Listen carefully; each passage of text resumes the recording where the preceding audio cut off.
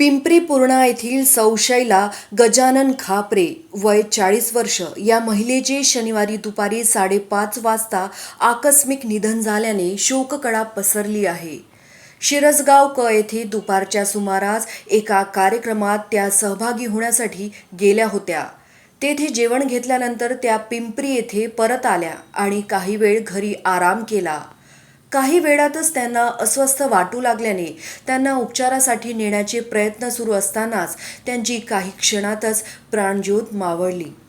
वारकरी संप्रदायातील असलेल्या सौशैला यांनी स्वतःला धार्मिक कार्यात गुंतवून घेतले होते.